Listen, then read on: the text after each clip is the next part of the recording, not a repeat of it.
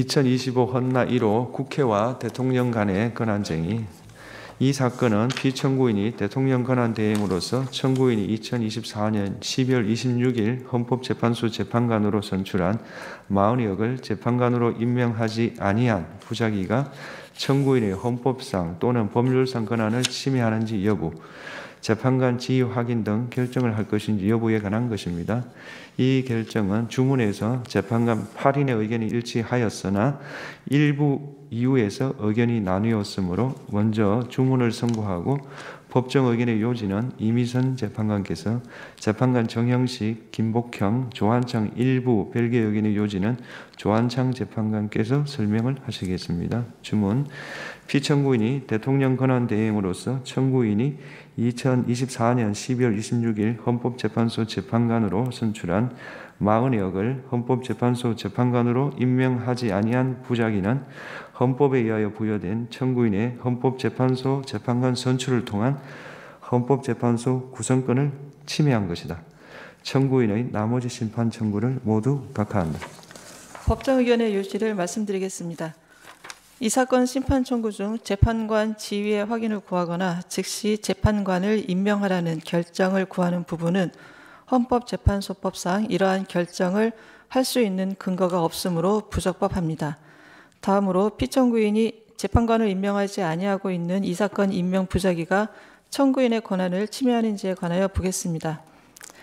먼저 이 부분 심판 청구를 위하여 별도의 본회의 의결이 필요한지 여부에 관하여 보면, 권한쟁의 심판 제도의 의의는 헌법기관의 침해된 권한을 회복하여 헌법적 권한 질서와 헌법의 규범적 효력을 보호하고자 하는 데 있고, 헌법이나 국회법, 헌법재판소법 등에서 청구인의 권한쟁의 심판 청구에 관한 절차적 규제를 두고 있지 않은 점을 고려해 볼 때, 청구인이 권한쟁의 심판을 통해 보호하고자 하는 권한과 관련하여 이미 본회의 의결을 통해 그 권한 실현 의사를 결정하고, 나아가 그와 같이 결정된 의사가 다른 국가기관에 의하여 침해되었음을 확인한 경우에는 청구인을 대표하는 국회의장은 그 대표권에 기하여 청구인의 권한 침해에 대한 방어적 행위로서 해당 국가기관을 상대로 권한쟁의 심판을 청구할 수 있고, 권한쟁의 심판을 청구하기 위한 별도의 본회의 의결은 필요하지 않다고 보는 것이 타당합니다.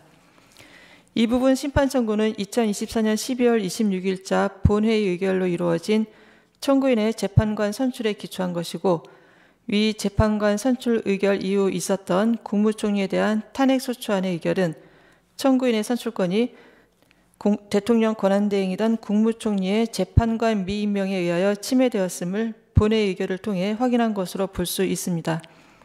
따라서 국회의장이 청구인을 대표하여 제기한 이 부분 심판 청구는 권한쟁의 심판 청구 제기 여부를 독립된 안건으로 하여 본회의의 의결을 거치지 않았더라도 국회의장의 대표권의 범위 내에서 적법하게 제기된 것으로 볼 수 있습니다. 이 사건 임명 부작위가 청구인의 헌법상 권한을 침해하는지 여부에 관하여 보겠습니다.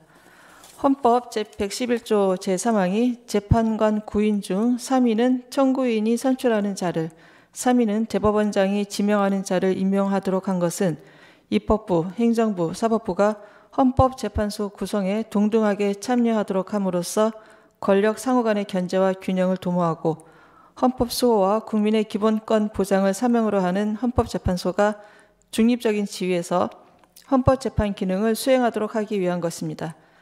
따라서 헌법이 청구인에게 부여한 재판관 선출권은 헌법재판소를 구성할 권한을 의미하는 것으로 독자적이고 실질적인 것이므로 대통령은 청구인이 선출한 사람에 대하여 재판관 임명을 임의로 거부하거나 선별하여 임명할 수 없습니다.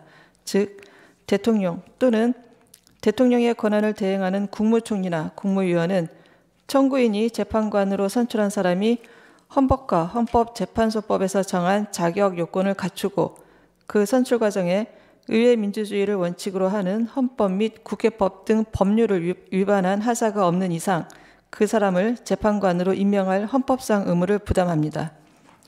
따라서 2024년 12월 27일부터 대통령의 권한을 대행하게 된 피청구인은 청구인이 2024년 12월 26일 재판관으로 선출한 3인이 헌법과 헌법재판소법에서 정한 자격 요건을 갖추었고 그 선출 과정에 의회 민주주의를 원칙으로 하는 헌법과 국회법을 위반한 하자가 없는 이상 이들을 재판관으로 임명하여 재판관 공석 상태를 해소하여야 할 구체적인 자기 의무를 부담합니다. 한편 청구인은 헌법재판소 창설 이래 각 교섭단체가 추천 방식에 관해 협의를 하고 그 결과에 따라 재판관 후보자를 추천하면 그 추천 후보자를 재판관으로 선출함으로써 다수당이 일방적으로 재판관 3인 모두를 선출하지 않도록 하여 왔는데, 이러한 정치적 관행은 국회가 선출하는 재판관의 정치적 중립성을 담보하기 위한 것이라고 할 수 있습니다. 다만 특정한 내용의 추천 방식이 관행으로 굳어졌다거나 각 교섭단체가 추천하는 특정 후보자에 대해 다른 교섭단체가 합의를 한 경우에 한해 선출하는 관행이 있었다고 보기는 어렵습니다.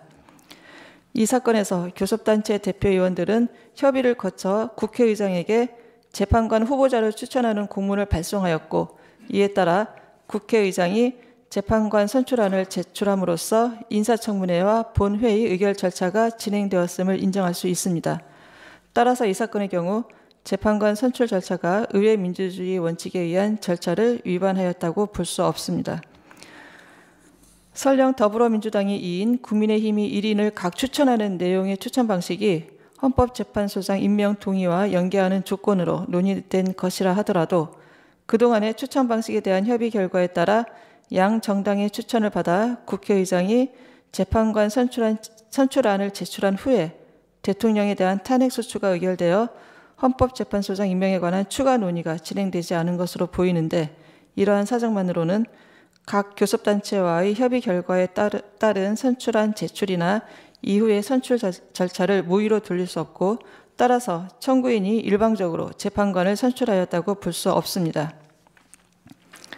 피청구인이 대통령 권한대행으로서 청구인이 선출한 재판관을 임명할 때 비로소 청구인의 재판관 선출을 통한 헌법재판소 구성권은 온전히 행사된다고 할 것입니다. 따라서 피청구인이 청구인이 선출한 재판관 중 2인만을 임명하고 현재까지 40역을 임명하지 아니한 부작위는 헌법에 의하여 부여된 청구인의 재판관 선출을 통한 헌법재판소 구성권을 침해합니다. 이상입니다. 네, 재판관 정영식, 재판관 김복형, 재판관 조한창의 이 사건 심판 청구 중 권한 침해 확인 청구 부분, 이하 이 부분 심판 청구라 합니다에 관한 별개의 의견의 요지를 말씀드리겠습니다. 우리는 이 사건에서 국회의장이 국회를 대표하여 권한쟁의 심판을 청구하기 위해서는 본회의 의결이 필요하다고 생각합니다. 다만 청구인이 2025년 2월 14일 본회의에서 이 사건 심판 청구를 지지하고 이 사건 심판 청구와 그에 따른 소송 행위가 유효 적법함을 확인한다는 내용이 포함된 결의안을 가결하여 이 사건 심판 청구를 추인하였고, 이에 따라 국회의장이 본회의 의결을 거치지 않은 채 국회를 당사자로 하여 권한쟁의 심판을 청구하였다는 소송 요건의 힘결이 보정되었다고 봅니다.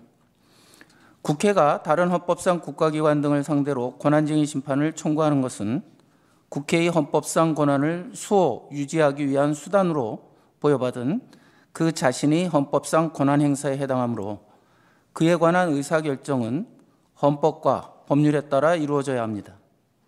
국회는 각자가 국민 전체를 대표하는 국회의원으로 구성되는 합의제 국가의사결정기관으로서 국회의 권한행사에 관한 의사결정은 의원 전체로 구성되고 의원 모두가 참여하는 본회의에서 이루어져야 하고, 국회의장이 국회가 결정한 의사를 외부에 공표하는 것을 넘어서 국회의 의사를 단독으로 결정할 수는 없습니다.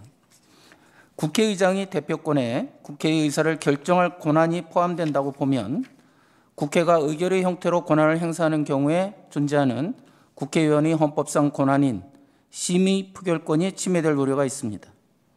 따라서 국회가 권한쟁의 심판을 청구하기 위해서는 헌법 제49조, 국회법 제109조에 따라 재적의원 과반수의 출석과 출석의원 과반수의 찬성으로 하는 의결이 필요합니다. 이렇게 보는 것이 의원 전체에 대한 대의와 의원이 동등한 참여 보장이라는 국회의 자율권 행사의 전제에 부합합니다.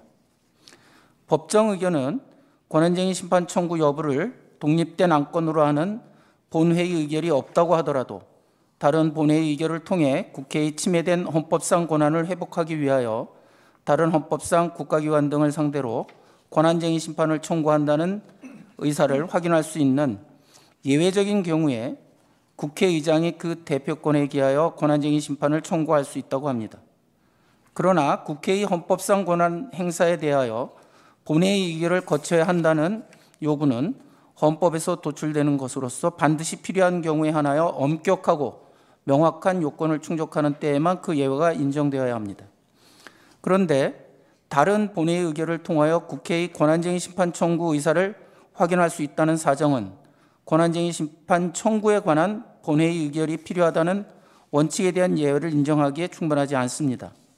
특히 이 사건에서 다투는 대상인 이 사건 임명 부작위는 현재까지 계속되고 있고 청구인이 심판 계속 중 본회의를 개의하여 이 사건 심판 청구를 추인하는 의사가 담긴 의결을 할 수 있었던 점을 고려할 때 위와 같은 예외를 인정하지 않으면 적시에 권한쟁의 심판 청구를 하여 청구인이 침해된 권한을 회복할 수 없었을 것이라는 등의 사정을 찾아볼 수 없습니다.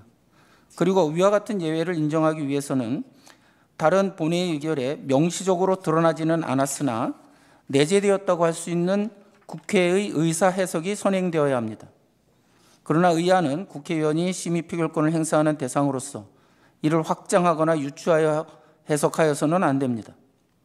이 부분 심판 청구가 재판관 선출에 관한 청구인이 2024년 12월 26일자 본회의 의결을 관철시키기 위한 것이고 청구인이 2024년 12월 27일자 본회의에서 재판관 임명 거부 등을 이유로 국무총리에 대한 탄핵 소추를 의결하였다고 하더라도 이 의결들의 대통령 권한대행이 국회가 선출한 재판관을 임명하지 않을 경우 권한쟁의 심판을 청구할 의사가 포함되어 있다거나 그러한 조치를 국회의장에게 위임 내지 유보하는 의사가 포함되어 있다고 보기는 어렵습니다. 만일 국회의장이 권한쟁의 심판 청구 여부를 안건으로 하지 않은 다른 본회의 의결을 토대로 국회의 권한쟁의 심판 청구 의사를 확인하고 실제 청구에 나아갈 수 있다면 국회의장이 국회의 권한쟁의 심판 청구에 관한 본회의 의결 여부를 자의적으로 선택할 우려가 있습니다. 국회의 권한쟁의 심판 청구에 본회의 의결을 요구할 것인지 여부는 절차적 적법성에 관한 문제입니다.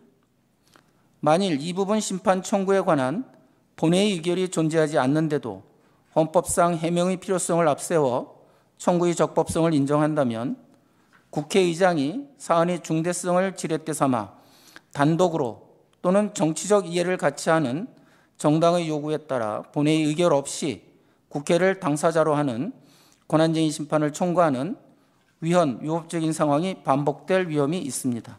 이상입니다.